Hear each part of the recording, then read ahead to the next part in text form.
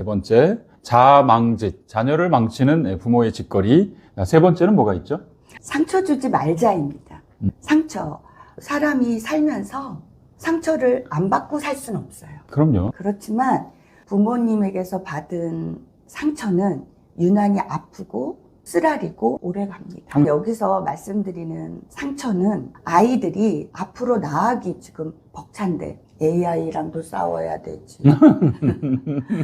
경쟁자들 더럽게 많지. 자기가 하고 싶은 게 뭔지도 모르는데 그것도 찾아야 되지. 거기에서도 1인자가 돼야 되지. 초격차 인재도 돼야 되지. 아이들도 머리 아파요. 아이들 입장에서 생각해보면 부모까지 합세해서 공격 앞으로 그러면서 아이한테 매서운 칼로 상처를 내면 아이들이 어느 때인지는 모르나 그것을 치료하고 회복하는데 에너지와 시간을 투입하게 됩니다. 사용하게 됩니다. 자기 스스로 회복도 못해요. 어떻게 맞아요, 회복합니까? 맞아요. 그러니까 부분들이 딸려서 나중에 그 아이가 정말로 행복할 길, 네. 또 잘할 수 있는 길을 네. 못 가게 다리를 부러뜨리죠. 반대로 또 부모에 대한 원망으로 나타나고요. 맞습니다. 그 다음에 맞습니다. 사춘기 때는 어떡하죠? 엇나갑니다. 가출도 하고요. 빚 갚아달라고 그래요. 아이, 그럼요. 맞아요, 맞아요. 네, 그런데 행동 그런 하거든요. 부분들이 나쁜 친구를 만나서가 아니라 부모들에게 받는 상처가 원인일 때가 굉장히 많습니다. 그래서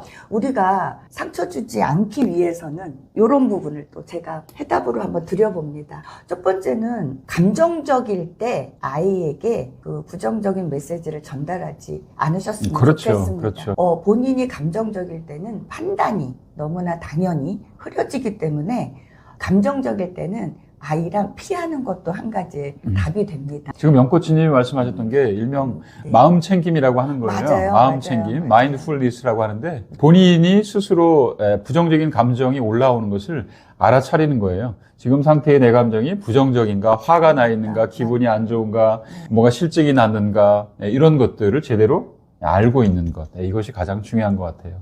한 가지는요, 부정적인 메시지를 전달하는 게 꼭 말뿐만이 아니거든요. 아, 그럼요. 네, 실은 분위기, 표정, 아우라. 네. 아우라도 맞아요. 네, 분위기, 전반적인 분위기예요. 맞아요, 맞아요. 강압적인 분위기. 그럼요. 네. 그리고 아이들은요, 본능적으로 부모의 기분을 살펴요. 사랑하거나 아니면 무시하거나 어느 경우에도 말이죠. 그러다 보니까 내가 지금 불만족스럽고 난 네가 싫어라는 걸 온몸으로 표현하는데도 좀 주의할 필요가 있죠. 두 번째로는요, 부모가 신은 아니잖아요. 완벽한 사람은 아니잖아요. 그래서 부모도 시행착오를 겪고 실수하기 마련인데 그랬다면 부모님들한테 제가 이렇게 이야기 드립니다. 그냥 상처 주는 이야기를 했다면 반복적으로 그렇게 그 아이에게 상처 주지 않도록 미리 좀 조심하시고 참는 거 필요하고요. 너무 중요하죠. 표현의 절제 그리고 표현을 좀 완곡하게 돌려서 하는 노력과 애씀이 필요하고요. 만약에 실수로 아이에게 좀 상처 주는 행위나 표정이나 말을 건넸다면 그때는 사과해 주세요. 사과 됩니다. 아빠가, 엄마가 아까 잘못 알았어. 또 아빠랑 엄마가 오늘 밖에서 좀 힘든 일이 있었어. 이렇게. 예, 그래서 너에게 아까 세게 얘기했어. 근데 그 생각만 가지고 있지는 않아. 네가 엄마 아빠를 이해해주고 용서해줬으면 좋겠어.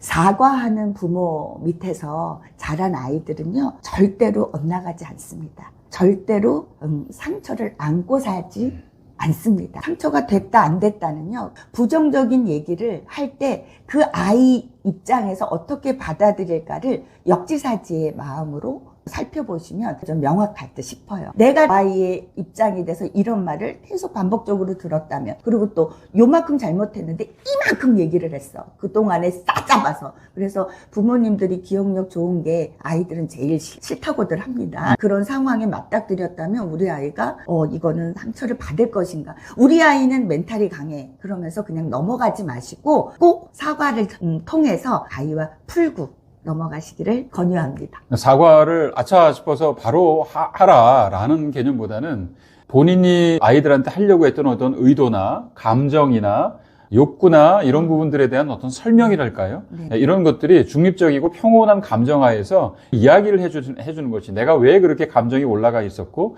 그런 말을 해서 미안은 하지만 사실 의도는 이런 거였다라고 하는 것들을 뒷풀이 형태로 알려주는 것도 굉장히 좀 중요하겠다 이런 생각이 좀 듭니다. 부모님들이 계속 싸우고 이렇게 갈등 상황에 있는 것도 상황을 조성하는 것도 아이들에게는 큰 상처가 불안하죠. 네, 그런 부분들도 어떻게 부모가 화해하고 협의하고 의논하는지도 아주 좋은 모습을 보여주는 게 중요해요. 맞아요. 보여주는 게 맞아요. 중요합니다. 아이들은 보고 듣고 느끼는 것에 많이 그 학습 효과가 있거든요. 네. 자, 세 번째, 상처 주지 맙시다. 상처를 회복하는데 시간이 많이 걸리므로 상처 주지 말고 부정적인 롤모델이 되지 맙시다. 라고 하는 부분에 대해서 말씀 나눠봤습니다.